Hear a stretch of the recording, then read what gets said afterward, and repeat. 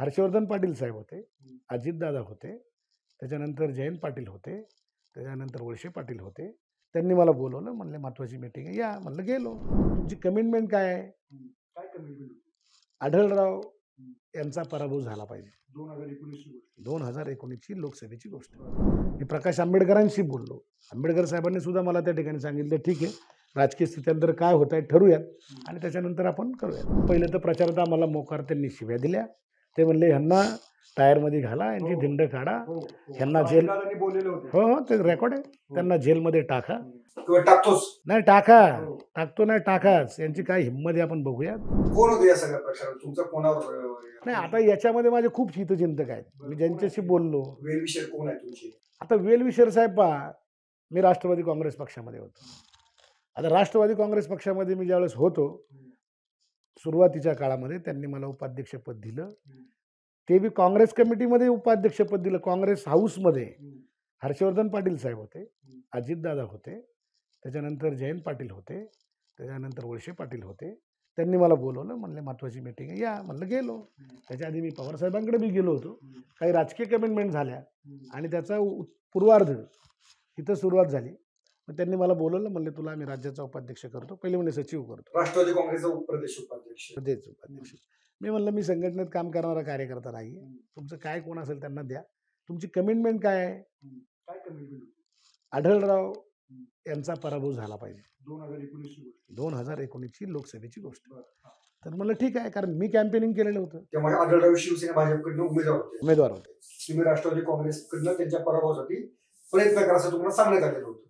त्याच्या अगोदर मी माझं कॅम्पेनिंग केलेलं होतं. तुम्ही त्यांचं कॅम्पेन हेलिकॉप्टर वगैरे घेऊन येणार होतो. हो, मला लोकसभेची निवडणूक लढवायची होती. मी संपूर्ण साही जिल्ह्यामध्ये, साही तालुक्यामध्ये, म्हणजे अगदी हडपसरच्या कात्रच्या टोकापासून तर पार जुन्नरच्या येणेरे असेल किंवा त्या सगळ्या भागामध्ये मी अत्यंत फिरलो आणि लोकांचा प्रतिसाद पाहिला. अत्यंत चांगला प्रतिसाद होता. मग माझ्या बाकीच्या म्हणजे राजसाहेब ठाकरेंशी मी बोललो. राजसाहेब ठाकरे सुद्धा त्या ठिकाणी होते. मी प्रकाश आंबेडकरांशी बोललो. आंबेडकर साहेबांनी सुद्धा मला त्या ठिकाणी सांगितलं, ठीक आहे, राजकीय स्थित्यांतर काय होत आहे ठरवूयात आणि त्याच्यानंतर आपण करूयात. ह्या सगळ्या गोष्टी झाल्याच्यानंतर त्यांच्या असं लक्षात आलं असेल कदाचित की आपलं सीट पडू शकतं किंवा आढळराव दादा पडू शकत नाही. त्याच्यामुळं त्यांनी माझ्याशी राजकीय युक्तिवाद करायला सुरुवात केली. काही संपर्क केले, बोलवलं, आम्ही गेलो. गेल्याच्यानंतर त्यांनी सांगितलं, एवढ्या वेळेस तू आमचं ऐक, कारण मी कधीही त्यांच्याकडे कुठल्याही प्रकारची मदत मागायला राजकीय मी आजपर्यंत कधी गेलो नाही. कधीही नाही. असा एकही माणूस नेता म्हणू शकत नाही वळसे पाटलांकडे की मी ही मंगलदास बांधलला मदत केली. पण मी जिल्हा परिषदेला पहिल्यांदा अपक्ष निवडून आलो ना, मी बाबा राक्षे या ठिकाणी आमचे कोंडे, नाना कोंडे, आता ते सध्या हयात नाही बिचारे, उमाजी सरके, असे 6-7 जण आम्ही सगळे निवडून आलो होतो. त्यावेळेस राष्ट्रवादीची अवस्था फार वाईट होती. तिथं त्यांचं बहुमत नव्हतं. आम्हाला त्यांनी फोन केले. पहिलं तर प्रचारात आम्हाला मोकार त्यांनी शिव्या दिल्या. ते म्हणले ह्यांना टायरमध्ये घाला, यांची धिंड काढा, ह्यांना जेल. हो हो, ते रेकॉर्ड आहे.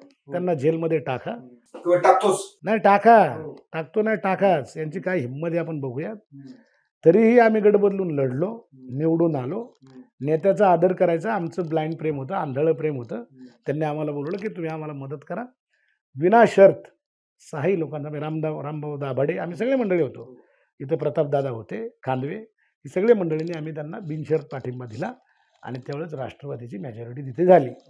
म्हणजे पहिल्यांदा राष्ट्रवादी काँग्रेसला मी मदत केली, मला राष्ट्रवादीने मदत केली नाही. तरीही मी त्या ठिकाणी ह्या कमिटमेंट झाल्याच्या नंतर मी त्यांच्याकडे गेलो. ते मला म्हणले असं असं करतो, तुमच्या पत्नीला त्या ठिकाणी आम्ही जिल्हा परिषदेच्या अध्यक्षपदाची संधी देतो. ही गोष्ट 2019 त्यावेळेस राजकीय स्थित्यांतर सुरू होती आणि मी ज्यावेळेस विचारलं की तुम्ही देणार हे खरं का खोटं, म्हणजे आमच्यावर विश्वास ठेवा. आता विश्वास ठेवा, मी विश्वास बाबूराव पाचरण्यांच्या वेळेस पाहिलेला होता. कारण विश्वास ठेवायचा कसा, अनिल भोसलेंना सुद्धा पहिल्या निवडणुकीमध्ये विधान परिषदेच्या मी मंगलदास बांधल आणि शेखर भोसले, त्यावेळेस मी भाजपची निवडणूक 2009 साली गडकरी साहेबांच्या आणि मुंडे साहेबांच्या आग्रहाखातर, कारण बाबूराव तिकडे गेलेले होते, पक्षांतर केलेलं होतं, तरी मी त्यांच्या आग्रहाखातर निवडणूक लढवली की तू निवडणूक लढव. मला त्यांनी जबाबदारी दिली, मी निवडणूक लढली. मी काही मतांनी पराभूत झालो, पण मी पाठीमागे गेलो नाही. नेत्यांनी दिलेला शब्द मी शेवटपर्यंत नेला. ह्या सगळी स्थित्यांतरं ही झाल्याच्या नंतर माझ्या पत्नीला ज्यावेळेस तुम्ही अध्यक्षपद देताय, मी त्यांना हे पण म्हटलं, जर महिला आरक्षण आलं तर द्या, शिवाजीराव आढळरावांचा पराभव झाला तर द्या, नाहीतर मला तुम्ही नाही दिलं तरी चालेल. या 2 गोष्टी जर फुलफिल झाल्या तर मग मात्र तुम्हाला ते द्यावं लागेल. ते म्हणले, तू एवढं कॉन्फिडेंटली कसं बोलतो? म्हणलं, मी तालुक्यामध्ये, साही तालुक्यामध्ये फिरलेलो आहे, त्याच्यामुळं आढळराव दादा पडतील याचा अंदाज मला पक्का आहे. त्या राष्ट्रवादीच्या स्टेजवर अनेक लोकांनी भाषणं केली, पण एकाची सुद्धा हिंमत नाही झाली की राजकीय संन्यास घेईल म्हणून. माझ्या अजून क्लिप आहेत की दादांचा जर पराभव नाही झाला तर मंगलदास बांधल राजकारणातून संन्यास घेतला असं तुम्ही खेडच्या सगळे शरद पवार सगळ्यांच्या समोर तुम्ही बोलत होता.